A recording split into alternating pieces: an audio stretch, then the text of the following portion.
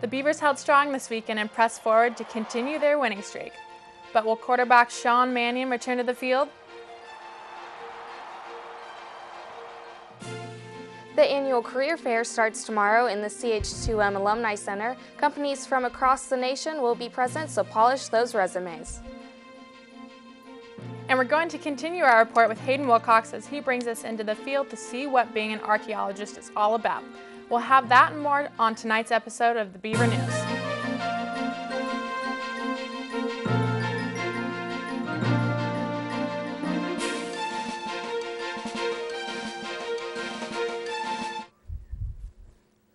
Hello and welcome to your Tuesday night edition of the Beaver News. I'm Kaitlyn Yarnell. And I'm Christy Wright. Thank you for joining us tonight. Oregon State's head coach, Mike Riley, has announced that Sean Mannion will be starting quarterback for Saturday's game against the Washington Huskies. Mannion was cleared by doctors Thursday to play, but the team played it safe and gave junior Cody Voss his second consecutive start. Voss did a tremendous job filling in for Mannion during his time of absence due to his knee injury. The team prepares themselves to go on the road this weekend to Seattle in hopes of getting their 7th consecutive win, and with Mannion's return, the team remains confident with his ability to do the job well. Mannion is averaging 339.5 yards per game in the 4 games he's played, which is good for 4th in the nation.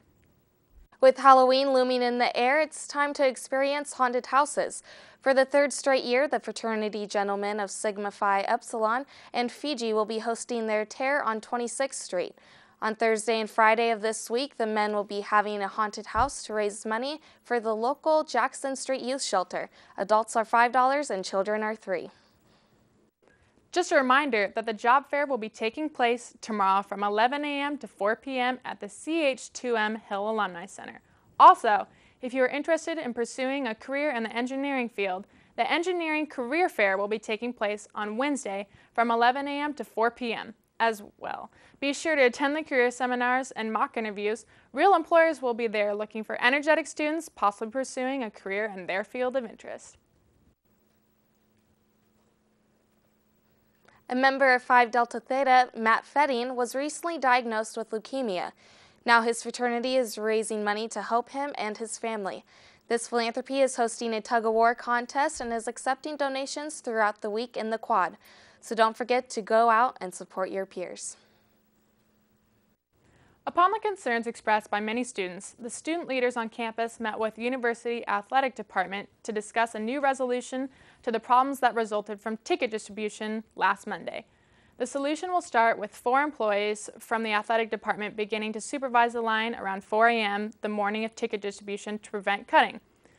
Once the supervisors have arrived, students will be instructed to pick up all camping equipment and in a single file line. No spots saving will be allowed, and students arriving after 5 a.m. will be instructed to move to the back of the line. In addition, the Department of Safety and the Oregon State Police will be making extra patrols to ensure student safety. Even though the university does not condone student campouts, it's something that they do not plan on taking action against. However, if problems continue to result from it, the university may prohibit it altogether. Discussions are still taking place on finding a more efficient and effective way for ticket distribution, one of which includes online ticket distribution. What do you think about online ticket distribution? You know, I love a good camp out, but it's getting cold and we are in the age of technology, so why not take advantage of it? And plus, I think it would be good for the school. That's a good point. With the new dorm being built near McNary Hall, the university is remaining confident in thinking that they will be able to house all the students who will be living on campus. But what about the people who live off campus? One side of the Corvallis population agrees with the ballot measure 0280, which is to build a housing development that would be for the use of students. The opposing side calls this measure a mega dorm that is running our small city feel. Hopefully OSU can figure out a way to make everyone happy.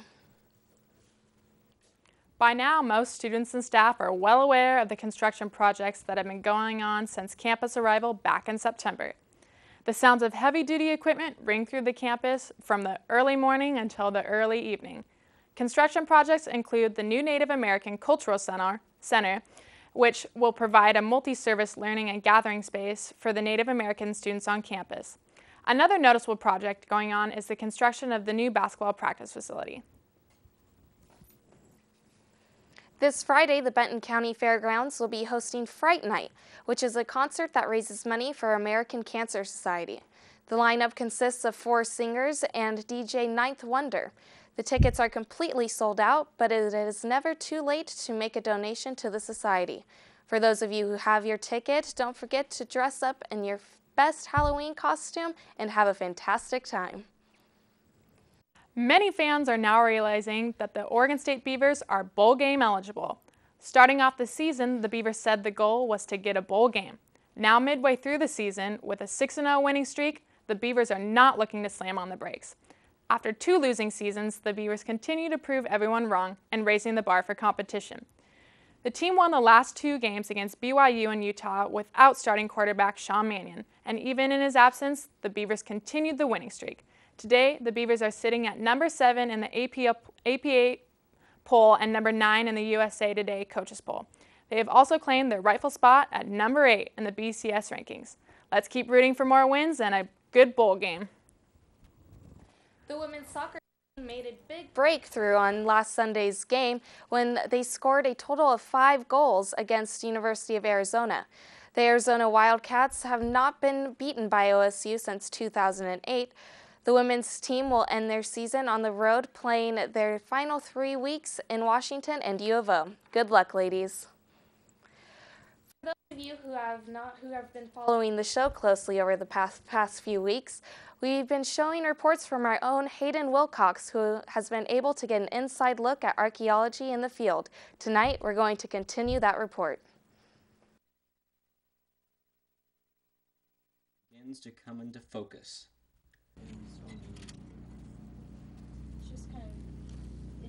Students at the Coopers Ferry site are given the unique opportunity to find unforgettable items every day, and will also get the chance to see how the artifacts they're finding were actually made.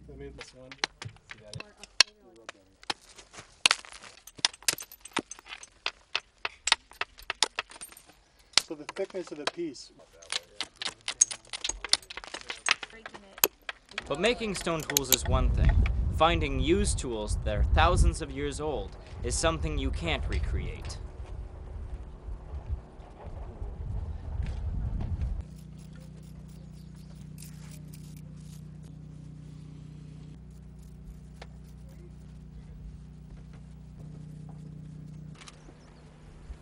What we have here is what we call a blade. It could be used to cut or to scrape. You can see tiny chips are broken here.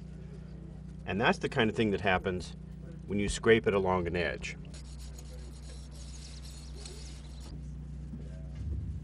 Oh, that's sharp. The tools used by these prehistoric peoples keep their edge through time, as a testament to the craftsmanship of its owner thousands of years ago. We found a ton of small pieces of debouchage or waste flakes from stone tool manufacture, as well as some really exciting biface points, blades, modified flakes. Every item larger than a dime is mapped with a laser transit station. That data goes into a program that will help these investigators look for patterns in the remains. Yeah, just try to get this top. That's the tip right there, right? The ones that I find are my favorite. All of this data will ultimately help archaeologists get right to the point. This is Hayden Wilcox with the Beaver News. Thanks, Hayden. With the success and comments from runners who rave about the Color Run, it's no surprise that the city of Corvallis is joining in on all the fun. Run with Color is taking place on the OSU campus on Sunday, November 11th at 9 a.m. and 10 a.m. waves. The cost of the race as of October 25th will be $35, but will increase $5 every week until the day of the race. Then the cost will be $50. Registration will include 1 white t-shirt and 1 packet of color. Along with a packet of color, there will be stations every kilometer where they will be colored in a variety of colors from head to toe. All of the proceeds will be donated to the Family Tree Relief Nursery, a local nonprofit organization helping with children abuse awareness. The run is sure to be fun for all and very colorful. The Oregon State forensics team took many individual wins in last Friday's tournament at Lewis and Clark College. The tournament consisted of 40 teams across the U.S. Cody Connelly, a junior, took first place in international debate. The forensics club is one of the oldest clubs on campus, celebrating 120 years. The 3-on-3 basketball tournament will be taking place on this Saturday at 11 a.m. in the Dixon Upper Gym. Entries are due by Friday in the Sports and Special Programs office by 2 p.m. The tournament is open to all students and sports members, and in addition, there is no cost to play. So get a team together and be sure to sign up by Friday. The Daily Barometer Athlete of the Week is senior Megan Miller, who scored twice in Sunday's game against ASU, one of which was 30 yards away, and the second was a penalty kick. Megan has scored a total of 7 goals and is ranked 5th overall in the Pac-12. Over the years, many memorable gifts have been given to the university from the graduating classes. Last Saturday, the class of 1960 dedicated the largest alumni gift given. After much planning, the alumni class decided to donate the new entryway sign, which is located at the south side of campus at the intersection of 26th and Western Boulevard. The sign stands directly opposite Reser Stadium. Coincidentally, the stadium was funded by another member of the class of 1960, Al Reser. After 3 rounds, the presidential debate between Mitt Romney and Barack Obama is over. 2 weeks from today, the registered citizens of the United States will vote and our president will be elected. Last night's debate was mainly focused on foreign policy issues with the rise of discussion of high unemployment rate. Don't forget to vote, everyone.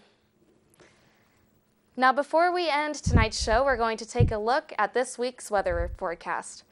Today we saw a lot of rain, and it looks like tomorrow will be much the same. Tomorrow we'll see a high of 54 and a low of 41 degrees. On Thursday, we might see the rain let up, as we're predicting a 10% chance of rain. Our temperature will stay much the same, though, as we stay in the 50-degree range. We're expecting a high of 55 with a low of 37. But on Friday, we're heading back to the rain with a high of 52 degrees. And finally, on Saturday, we're probably going to see more rain. Get those jackets out because we're going to hit a high of 57 that day. Well, that's all the time we have for you tonight. I'm Christy Wright. And I'm Kaitlyn Yarnell. Thanks for joining us tonight. Remember to catch us tomorrow night at 7 p.m. right here on Channel 26. Have a good night.